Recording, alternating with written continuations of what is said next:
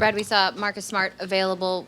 What's the latest with him, and will he have any minutes restrictions? Yeah, so he'll play short stints, maybe a couple and a half. But obviously monitoring how he feels, monitoring his wind, and all that comes with that. But he will be available to play short stints. No.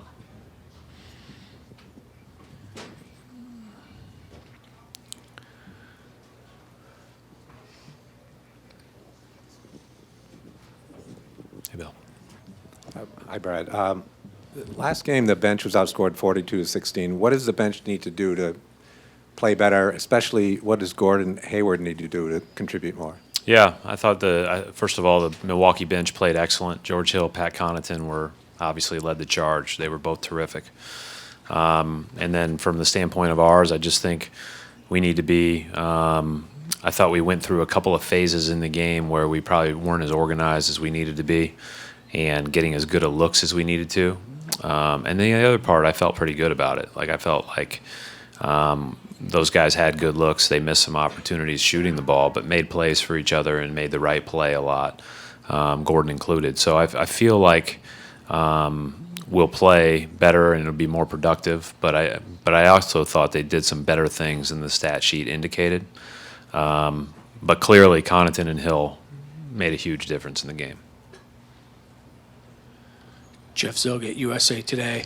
Brad, players are stepping further and further outside the three-point line. Brook Lopez will take 30, 35-footers. How is that impacting how you defend? And once a player gets across half court, what is too far of a shot, or what are you willing to live with? Yeah, it's a good question. I think it depends on the player. I think it depends on, you could get into the numbers with 28-footers versus 24-footers and what their efficiency is and all that stuff. But we're not just dealing with those guys shooting, in a horse game, walking down the floor or spotting up, right? We're also dealing with the fact that, they've got the guy in the middle of the floor with the ball who generates all this need for help. And so the appropriate amount of help is the big challenge against these guys because, when you're not big on Giannis, then he can get downhill, and he gets downhill and scores or gets fouled often. And then, when you are,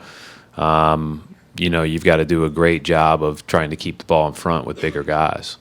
But it all starts with their ability to get downhill. If they didn't have threats at the rim, it'd be a lot easier to guard these long three-point shooters. But, Giannis is one, Bledsoe's one, George Hill was one the other night on down the line. That really makes a difference.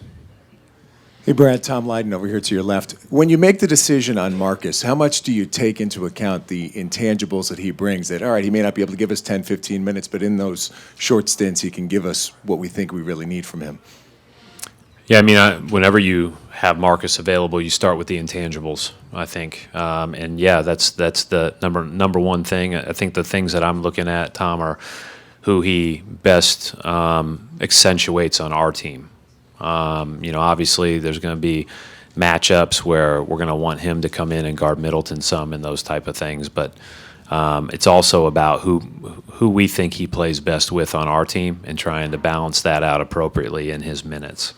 But there's no question he's excited to be back. People are going to be excited to have him back.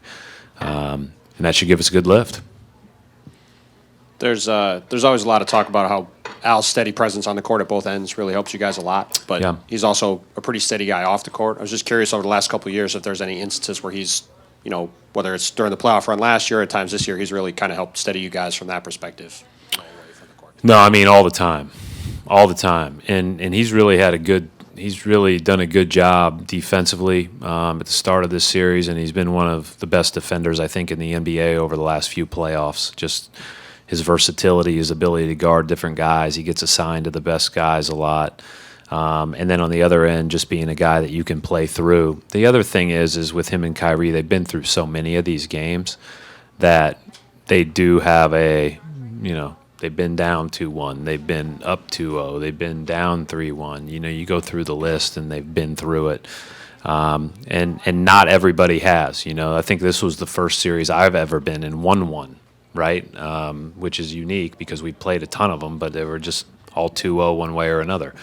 So I think that those are all great things to lean on, and Al provides that in droves for us. Brad, when Milwaukee's on a run, the shot profile that you're getting during that time, are you okay with it? And does that change whether it's the first quarter, fourth quarter, or a team is on like a 28-2 run, 21-6 run?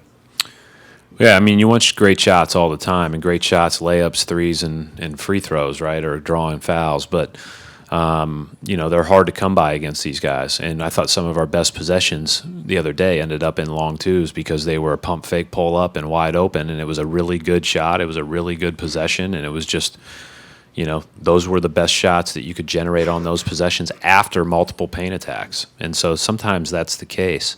And that's a real credit to them.